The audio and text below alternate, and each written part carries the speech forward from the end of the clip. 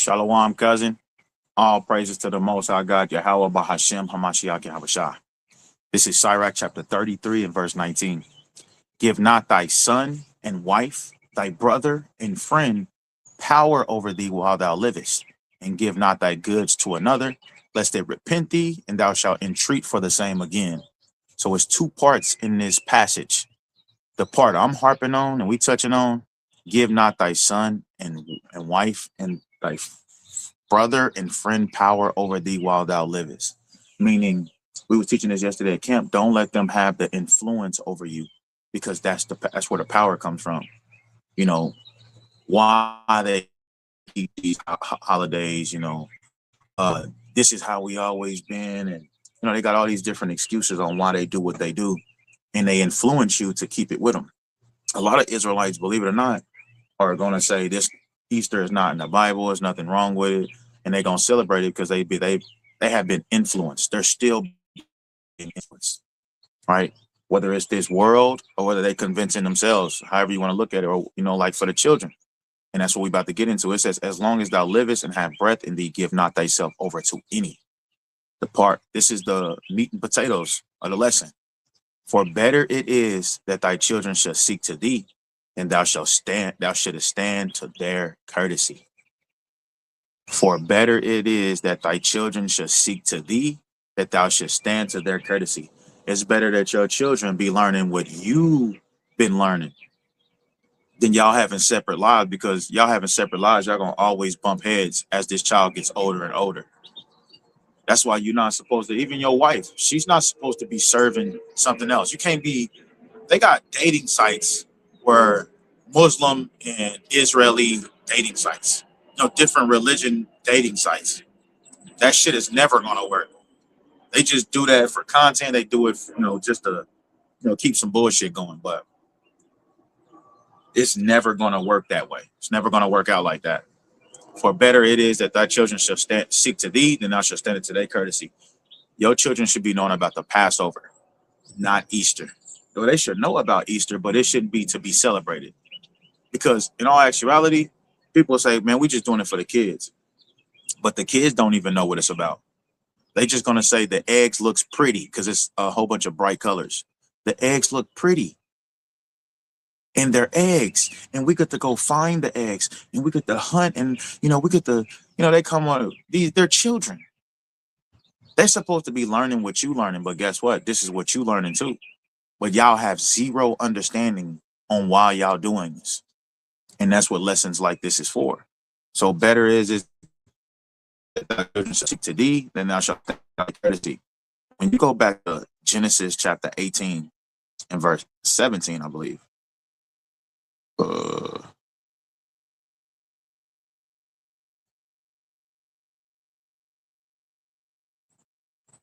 Genesis 18 and 19. This is what made Abraham, this is part of Abraham being a friend of God, or being a faithful servant, a faithful Abraham. Genesis 18 and 19. For I know him, that he will command his children and his household after him, and they shall keep the way of the Lord to do justice and judgment, that the Lord may bring upon Abraham that which he hath spoken of him.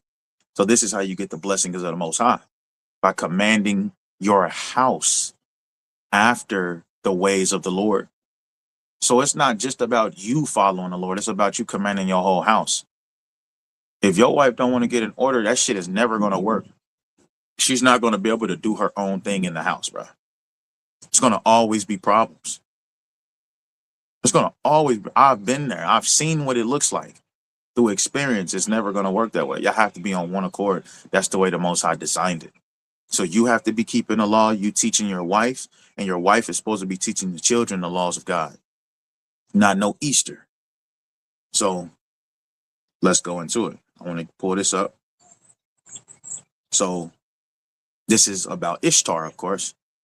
You can ask anybody, all of these Americans, you'll be like, so do you know who Ishtar is? They're going to say no. And if they do say yes, they're not going to link it with Easter. So it says, Easter was originally the celebration of Ishtar, the Assyrian and Babylonian goddess of fertility and sex. That's why she's naked, and that's why she has a whole bunch of breasts on her chest. These breasts has been transformed to the eggs that the children search for. So it says her symbols, and if you don't know the Starbucks symbol, that's Ishtar. It says her symbols, like the egg and the bunny, were and still are fertility and sex symbols. Or did you actually think eggs and bunnies had anything to do with the resurrection? Bunny rabbits are placental animals. They don't lay eggs. That's how we know further that this is a ritual more than, you know what I'm saying? They talking about new life and all of this. It says anything to do with the resurrection. After Constantine decided to Christianize the empire, Easter was changed to represent Jesus. But at its roots, Easter, which is how you pronounce Ishtar, is all about celebrating fertility and sex. And this is what you're teaching your children, believe it or not, blindly, but this is what you're teaching your children. So it says right here, what Easter eggs actually mean. Eggs have been a symbol of life and rebirth for centuries. In Christianity, Easter celebrates resurrection, new life after death.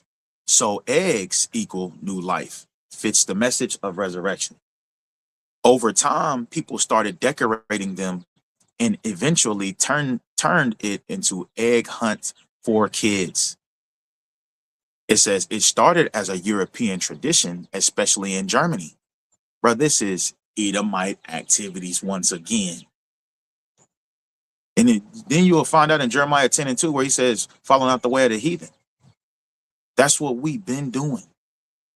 All of these things that our people, black culture is doing in America, remember, they stripped you away from what you was doing. So you're by default doing somebody else's, you're following after somebody else's commands. You're following after somebody else's rituals. That's just what you're doing. Straight up. So it says, it started as a European tradition, especially in Germany. Hey, it says there was a folk character called the Easter hare that would hide eggs. When immigrations brought that to America, it evolved into Easter bunnies, egg hunts. It became a fun tradition for children, not a religious command. And you just heard my neighbor, she said, Happy Easter. Happy Easter. They spreading that spirit. That spirit is all over America right now. And this right here, the Lord be leaving stuff like this here so that we can make a decision. We can make a choice. So we can choose life or death. The decision is yours. The choice is yours. We all got to figure out what we're going to do. And that's where endurance of the income, because you have to endure not keeping these holidays. I know a lot of people that know that they Hebrew Israelites, they watch the videos, they try to keep the commandments, but they also are keeping these holidays and not seeing nothing wrong with it. When you go to Titus, let me go to the blue letter. When you go to the blue letter and you go to Titus chapter 1 and verse 9, right?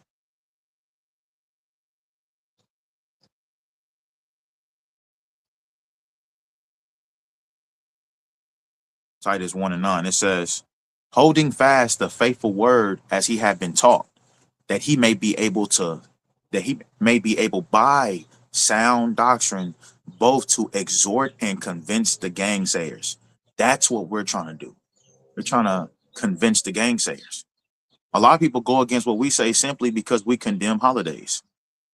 Straight up. So it says, I'm going to the word sound. Sound doctrine means something. It has a deep meaning to it. Let's see what it means. So when you go to the word sound doctrine, the word goes back to Strong's G 5198, hugiaino. Hugiaino. So Greek word hugiaino, Strong's G 5199 or 98.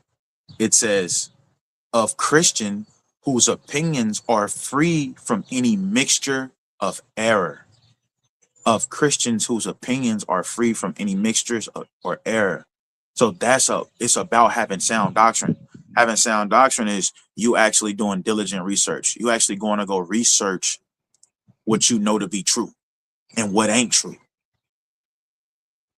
Because it tell you in the scriptures that rightly dividing the word of truth. That's what we're supposed to be doing. Rightly dividing the word of truth. If I can get that right quick. 2 Timothy 2.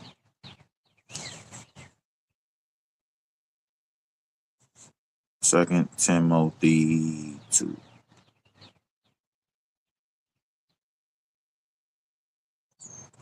God, 2 Timothy 2 and 15, it says, study to show thyself approved unto God. So you're supposed to be showing God that you're approved to, you're supposed to be showing God, I'm studying, I'm really trying to seek you. I'm really trying to find you. That's what we're supposed to be doing. And we do that by devoting ourselves to the laws of God, but we do it also by the research and studying. How diligent are you to find him? The Most High wants you to find him. And the Most High meet you halfway. He'll show you this bullshit. It's up to you, though, when you run across it, because I was going over the Psalms 119, 33 through 40 yesterday, and the Hebrew character was he, which goes back to behold, reveal, look. And this man who we looked at to really know the Bible, and we see his instructions, we follow his instructions. Right? We really live by these instructions. And he tell you, he's praying to the Lord, reveal to me, show me the truth so that I can obey your decrees. That's what we all need. A lot of people, they see the decrees, but they're not really understanding it.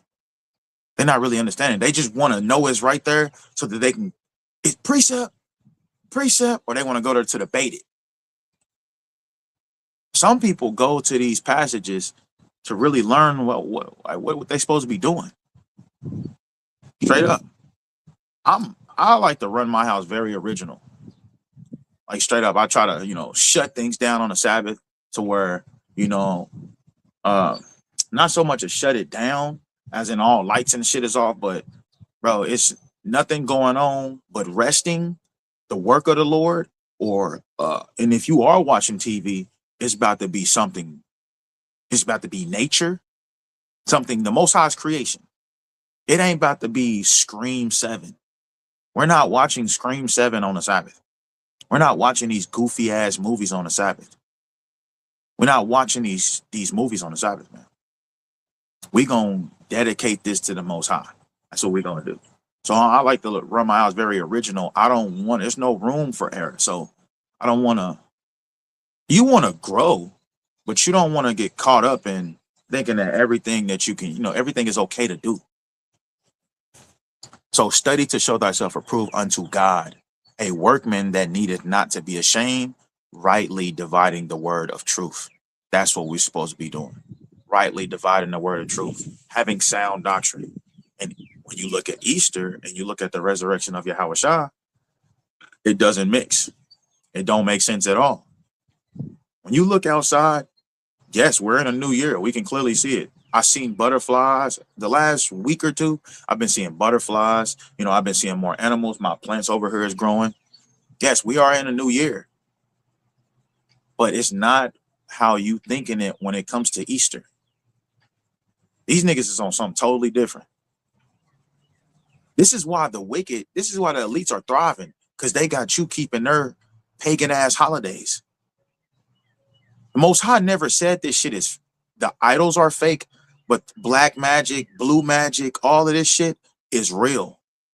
Zodiac signs, I truly believe zodiac signs, the stuff it is saying, is real stuff, but we're not supposed to be dealing with it. Ouija board, everybody know the Ouija board is real. We just not supposed to be dealing with it. In the scriptures, Exodus 22 and 18 and 16, he said, suffer not a witch to live. If witches was fake, why is God saying don't let her live? Because she's real. We're just not supposed to be dealing with this shit. We're not supposed to be dealing with this stuff. So going back, it started as a European tradition, especially in Germany. There was a folk character called the Easter hare that would hide eggs. When immigrants brought that to America, it evolved into Easter bunny egg hunts. It became tradition for children, not a religious command. Now, the Ishtar connection is, Ishtar was a Mesopotamian goddess of love, war, and fertility. The word Easter in English sounds similar to Ishtar. Easter, Ishtar. But linguistically, they come from different roots. Easter likely comes from an old Germanic word, Eostra. Eostra. So there's no solid historical proof that Easter eggs hunts comes from Ishtar worship, but there is overlap in symbolism. Fertility, life, spring, which is why people connect them. See, of course, this is AI. They ain't about to sit here and tell you this. Yeah, this is demonic as hell. That's just like, hey, saying, "Hey, Alexa," and then you'll be like, "Show me all the people that's ruining the world right now." She's not about to show you that shit. She'll give you an overlap. She'll tell you what people think, but she's not about to tell on it. That's just how it works. That's how AI works. But we know this is the truth though, because it's even in the scriptures. And I'm gonna get it in Jeremiah 7. You got Jeremiah 44. That was in Babylon. This is a Babylonian goddess. We just read it in the this article. It says Easter was originally the celebration of Ishtar, the Assyrian and Babylonian goddess of fertility and sex. Straight up. So it says biblical observance, Passover, Feast of Unleavened bread, no eggs, no bunny. Modern Easter, Christian themes, resurrection, cultural traditions, eggs, bunny, spring festivals. Spring festivals. That's what it's really about. That's why people really cleave onto it. Start to feel good outside. Everybody can, go outside and dress how they want to dress. They can let the top down on the car. It's a lot of more parties going on. That's why people gravitate to it so much. Right? But they don't see the deep meaning. These people don't even believe in the Lord. But here it is. You got winter that just passed where everything was dead. And then you looking at everything being green again. But they don't believe in the resurrection of Yahweh Shah HaMashiach. That don't even make sense. I'm talking about grass so dead, you stepping on it, it's crunching, the dirt dry as hell. And then here it is, we're in another season and it's growing right back. And it's been doing that before you was even born. You can't tell me the resurrection ain't real. And actually, when you look at all nature, it proves the resurrection. The sun and the moon. Where does the sun leaves and it comes back the very next day. The moon, they leave, they rotate, but they leave and they come back. Straight up. It says, kids hunt eggs because of tradition and symbolism of new life, not because they're knowingly honoring Ishtar. But that's the whole point.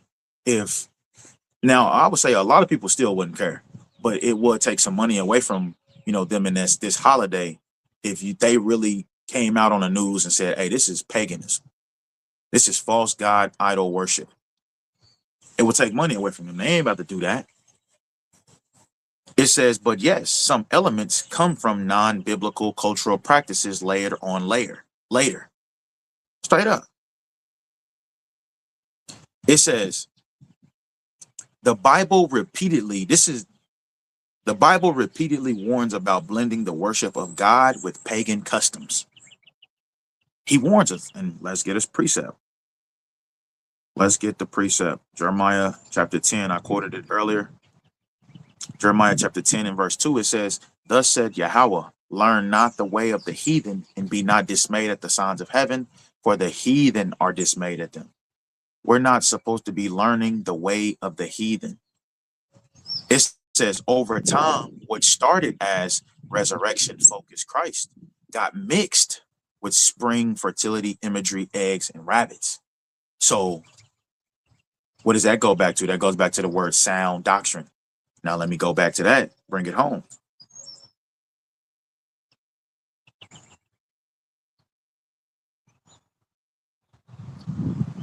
And this is going to be a lot of reason why the Most High smoked these Americans. They thinking this shit it's not that big, it's not that deep. Well, you got to tell that to God. You got to tell that to the Most High. And the Most High told you already how jealous he is.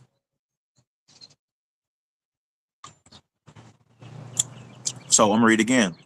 Titus 1 and 9. Holding fast the faithful word as ye have been taught, that he may be able by sound doctrine both to exhort and to convince the gainsayers. So we bring out these articles, we show you these things so that you can make a decision. Because you can keep doing what you're doing. That's your choice. But at least you know now that you serve in paganism. At least you know that this is opposed to God. So, okay.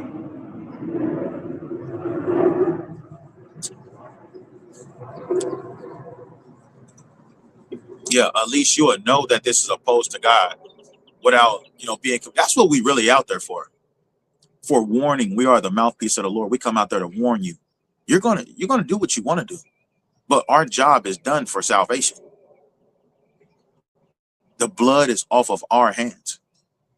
So when you go to Second Timothy chapter 4 verse 3, it says, "For the time will come when they will not endure sound doctrine, but after their own lust shall they heap to themselves teachers having itching ears." That's why they go and follow these pastors, because these pastors are telling them that it's okay. But these pastors ain't showing you what sound doctrine is. This blue letter Bible been here for a cool last minute. They not showing you in the blue letter Bible what these words really mean. They not showing you that. That's their job to show you that. But they not showing that. Straight up. Because it's making them money too. I'm sure so many churches, I can drive around the city right now, and I'm sure everybody else could in whatever city, state, city, town they in. And the churches are filled right now. All of the churches are filled. Everybody goes to church on Easter. Even people that don't usually attend church. They gonna go on Easter, whether it's the adults showing off they fit, the man, he got his suit, the bright suit, or it's the woman, she got the bright, she got the bright dress she want to be seen in, it's tight on her, or the kids for the bunny, the eggs, the hunt. They're all representing this ritual, man. But when it comes to representing the Most High, the way that the Bible explained it, it's a big fuss. It's a fucking argument. And that's how you know they choose who they gonna serve. So, for the time will come, they will not endure sound doctrine. It's the same word. The same word. Strong's G5198. It says, but after their own lust. They're gonna do what they want to do. They're gonna still put that Christmas, that big ass mistletoe under the door. They're gonna still buy the stocking. They still gonna do what they still gonna get the eggnog and all. They still gonna do all that. Like Halloween. All Hallows Eve. I just went over that on my last lesson. This is in the Satanic Bible, of one of the biggest rituals in the Satanic Bible. You tell people that, guess what? They still gonna go after their own lust, like the Bible said they would. So we already hip to all of this. We already hip to all this. So going back.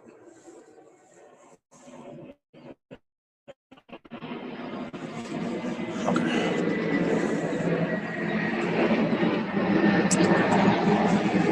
It says that mixture is what some people call spiritually compromised.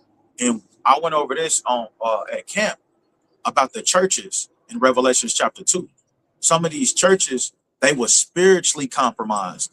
They was into mixed doctrines. One of the churches that I just went over was called the Compromising Church.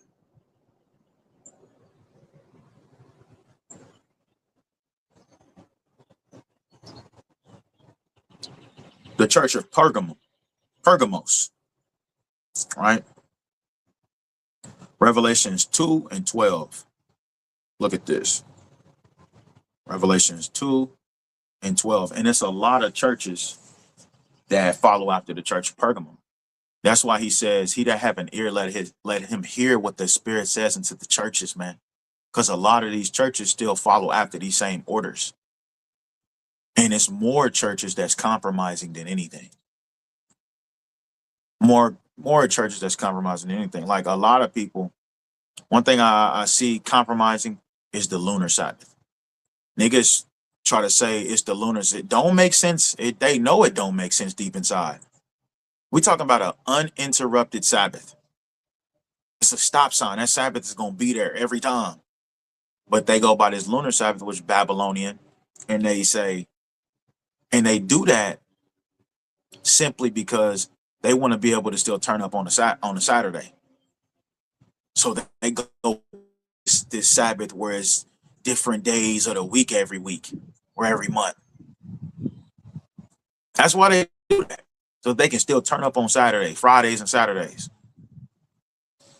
So going to Revelations 2 and 12, it says, "In the angel of the church in Salakia, and to the angel of the church in Pergamum, write, these things said he which have the sharp sword with two edges.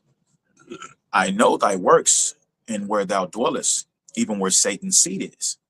And thou holdest fast my name, and hast not denied my faith, even in those days wherein Antipas was my faithful martyr, who was slain among you where Satan dwelleth." So this is a good reputation. This is red letter. This is Yahweh Shah HaMashiach speaking. He's giving them kudos. He's giving them big ups.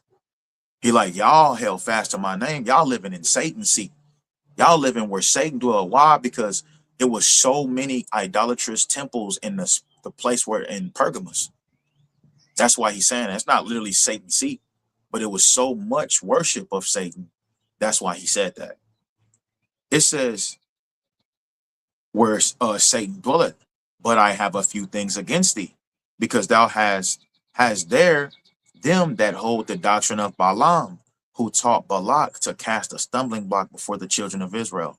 And this stumbling block, today we look at it as things like Ishtar. That's a stumbling block for our people. They're serving a whole nother God blindly and don't even know it. Let the ears hear what the Spirit says unto the churches. These things still apply today. The doctrine of Balaam, that still applies today. It says, before the children of Israel, to eat things sacrificed unto idols and to commit fornication. So hast thou also them that hold the doctrine of the Nicolaitans, which thing I hate, or else I will come to thee quickly and will fight against them with the sword of my mouth. So he giving them big ups, but then he like, I got a problem with you.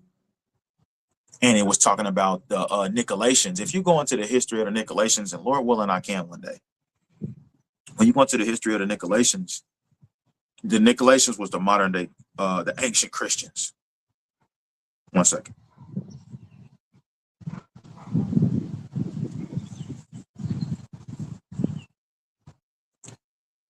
They was the ancient Christians. They believe that you can still get salvation without following the Torah, but just, you know, and even Yahweh Shah, just following after Paul's letters. But it's not really following after, it was just believing in Paul's letters. That's all it was. You can go look up it. It's simple. You can Google the Church of Nicolaitans. Yahweh Shah said he had a problem with that church. He said he hated their works. I believe that their works are their deeds, he said. They was real evil. And he said, y'all on that kind of time. Y'all faithful to me, but y'all be mixing y'all doctrines. It's a lot of things they was mixing. When I went into the history of it, I'm not going to go into it right now, but that's what they was on. So this is nothing new. So I'm going to read it now. The church recognized as the compromising church in Revelations 2:12-17 is the church in Pergamum or Pergamos, located in a center of pagan worship and emperor cults. This church was commended for holding fast to Jesus' name despite persecution, but was severely rebuked for tolerating false doctrines, idolatry, and immorality within its congregation.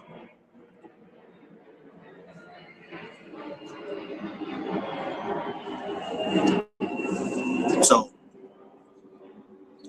I'm going to read this last passage again. It says, but was severely rebuked for tolerating false doctrines and idolatry and immorality within its congregation. This is why it is good for us all to have to be on one accord, in the same mind and the same spirit.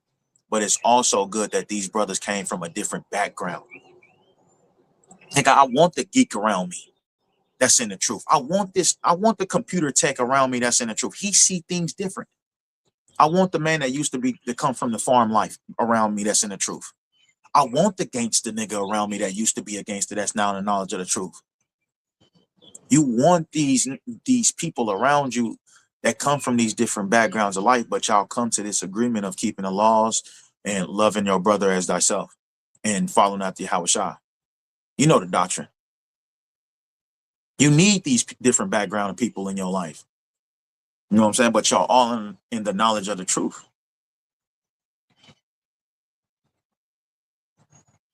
So it says, why eggs and rabbits raise red flags to some?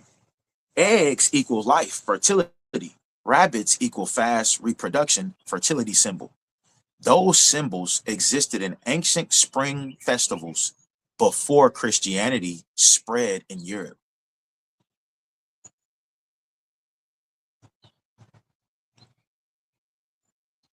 Straight up.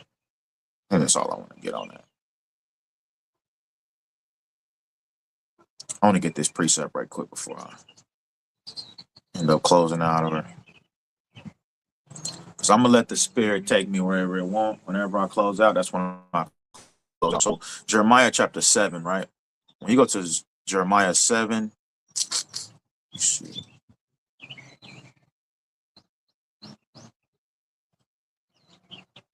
Salakia.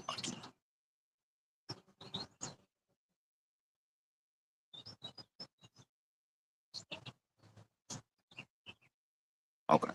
Jeremiah chapter 7, and I'm going to start at 16. I'm going to start at 17. It says, seest thou not what they do in these cities of Judah and in the streets of Jerusalem? The children gather wood, and the fathers kindle the fire, and the women knead their dough to make cakes to the Queen of Heaven, and to pour out drink offerings unto other gods, that they may provoke me to anger. So this is pissing the Most High off, as it always did. God doesn't change, and obviously our actions haven't either. And there was always a judgment for this.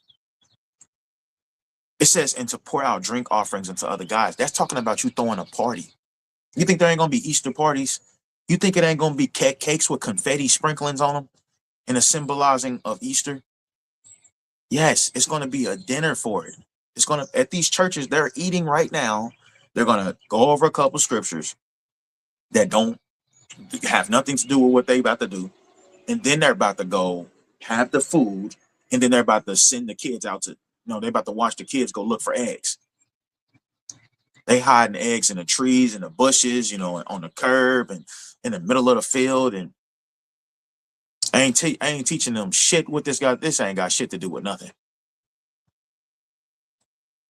And you can't sit there and say you a good parent if your kids don't know the laws of God, man, because that's what the Bible, I say that boldly. In Deuteronomy chapter 4, Deuteronomy chapter 6, the Most High tell you you're supposed to be teaching your children his laws. That's what makes you a good parent. That's what makes you a good mom and a good dad.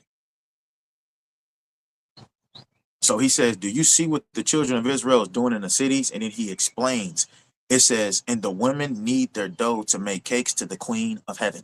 Now let's go to the Queen of Heaven. Who is the Queen of Heaven? Who is the Queen of Heaven? Other names.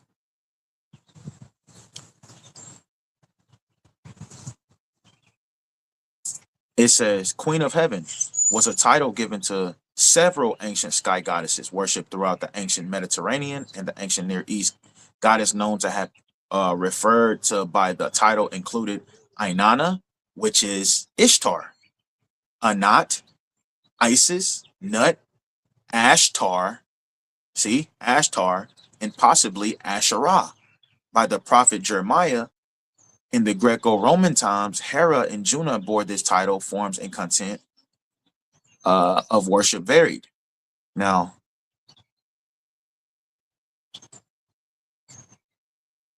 it says right here, the goddess, the Queen of Heaven, whose worship Jeremiah so vehemently opposed. So you believe in God, but the men God set up, the prophet Jeremiah, where he said, follow not the way of the heathen.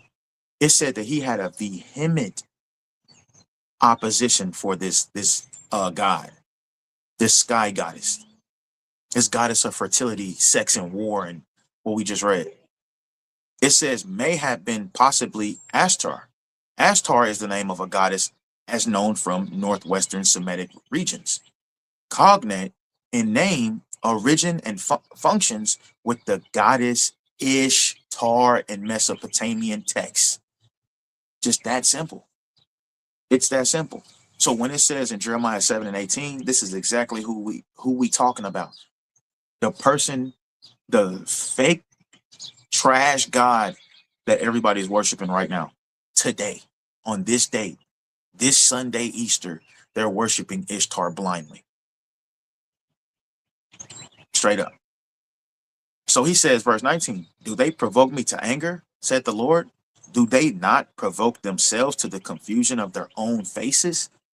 You're going to be wondering why you're going through what you're going through. You're going to be asking God why, and you're going to be having all these problems. But as you did it to yourself, is what he's saying. He said, therefore, thus said the Lord God, behold, mine anger and my fury shall be poured out upon this place. Why? Because they was baking cakes to the Queen of Heaven. They was throwing parties. They was having drink offerings. It says, upon man and upon beast and upon the trees of the field and upon the fruit of the ground, and it shall burn and shall not be quenched. Straight up. And it keeps on going.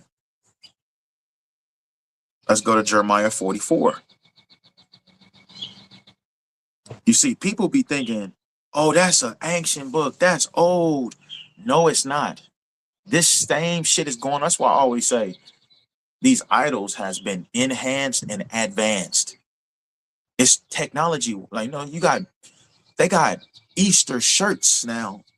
Any shirts, they look cool. You got a purple shirt, you got the white bunny rabbit on it, you got all the colorful eggs, and it got the words in it. It makes it look admirable. And that's what John, the Revelator, seen in Revelation 17. The angel had to check him. The angel was showing him what America looked like and everything in it. And he marveled at, he admired. It said he admired it. And the angel had to check him and be like, bro, why are you admiring this place? I'm going to tell you what's going to happen to this place. All that stuff you seeing that you admiring, this is why I'm going to destroy him. So sometimes we got to check ourselves. Sometimes we got to check ourselves. But when you go to Jeremiah 44, let me see, Jeremiah 44, let me see where it's at.